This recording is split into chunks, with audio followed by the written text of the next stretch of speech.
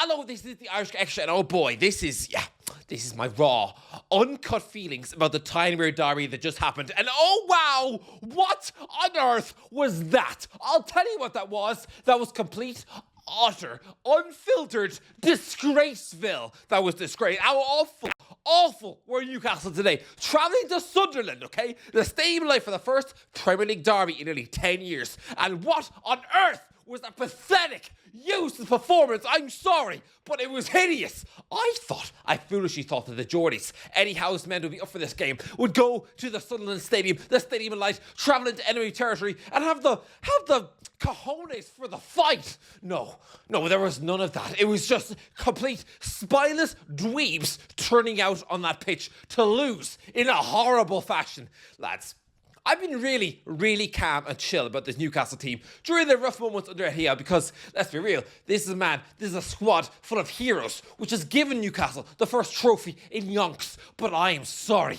What on earth was that? I've had my...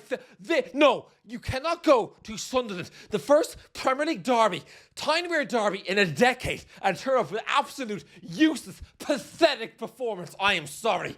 Eddie Howe, I love this man, okay? And I don't want to be championing him for the sack. None of that, of course not. And anyone who said that in the last few months is an absolute ridiculous, moronic robot of a human because he delivered this club a trophy. But I am sorry. That has to be called out because that is unacceptable. That performance today against Sunderland away, it was horrific. Starting Anthony Elanga on the wing for the biggest game of the season, I don't want this man sacked. But that is a sackable offence. That is a disgrace. Anthony Elanga is the man completely shot of confidence right now. He's right now playing like some sort of hillbilly snowman, okay, who can't control the football. All he's got is pace right now. That's it. No inner belief, no self-belief to beat his man and fling it across. He's got nothing, absolutely nothing.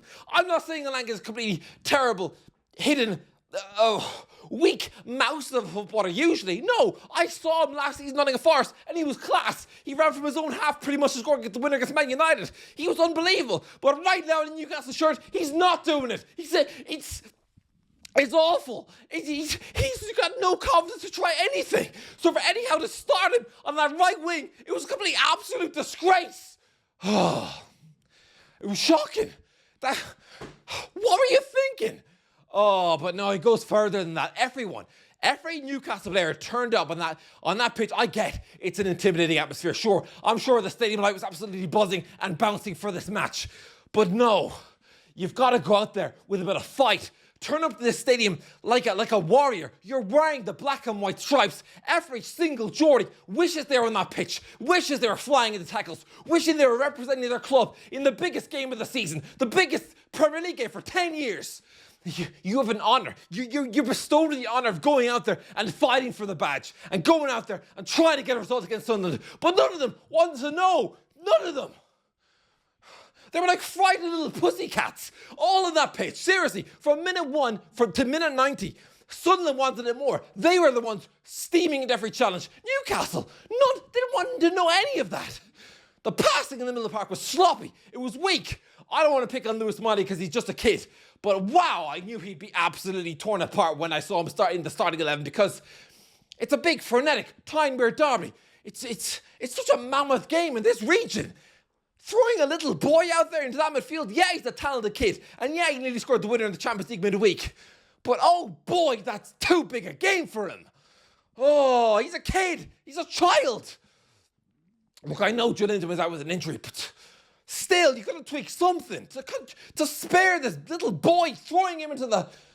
it's like, I don't know, would you put a 10-year-old in the middle of a coliseum and ask him to fight to the death? No, you wouldn't.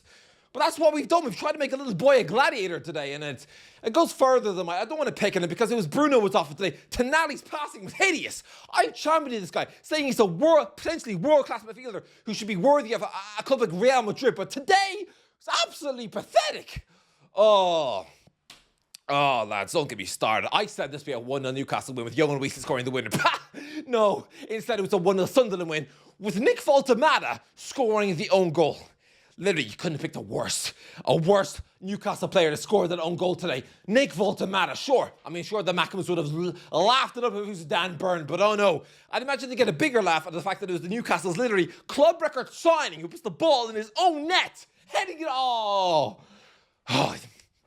Can't score a header in their box, but oh no. Oh no, as soon as it's his own one, oh, he has no problem with spooning it past his own keeper in off the crossbar. Lads, what is it about Newcastle strikers managing to score at the Stadium of Light an own goal? Because Demba Ba did this in 2012, and now fast forward 13 years later, and Nick Woltemade is doing it. Oh, it was horrific. I'm sorry, but not one Newcastle player could come out of that game with any credit. Tino Livramento was slipping and sliding as if it was just Disney on ice. I'm sorry, last time I checked, you weren't wearing a goofy costume, mate. You were wearing the Newcastle United black and white shirt. And yet, no, he's just falling about the place.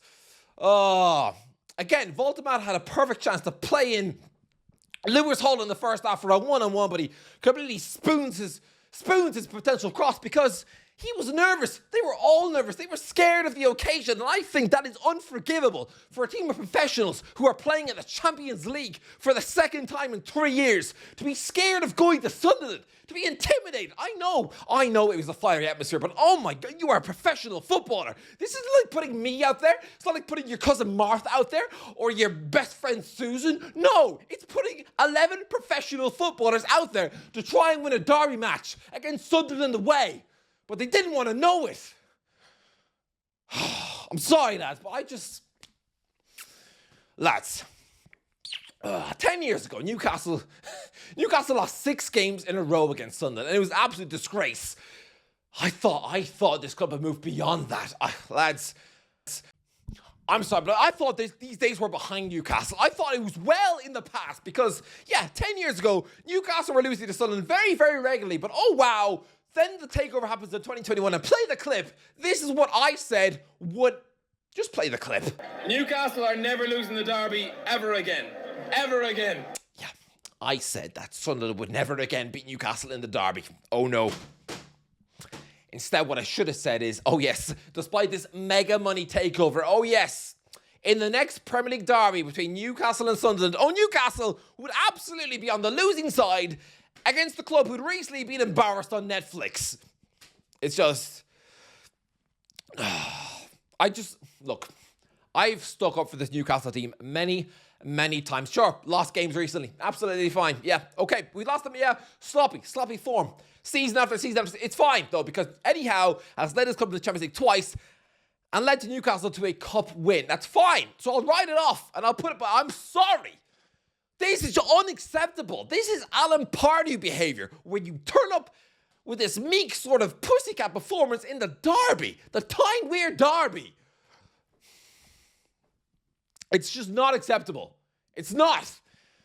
But it's like from minute one, the Newcastle players didn't try to go out there and win it. They tried to, settle for a 0-0 or just tried not to concede a goal. I mean, I guess technically they succeeded because no Sunderland player put the ball in the back of the net. Oh no. No, it was their own.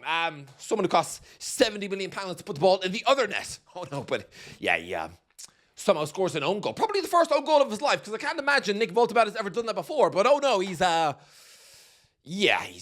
signed for Newcastle and experienced the worst night of his life. It has to be. A week before Christmas, and you score the winning own goal for Sunderland to give them their first win over the Magpies in 10 years.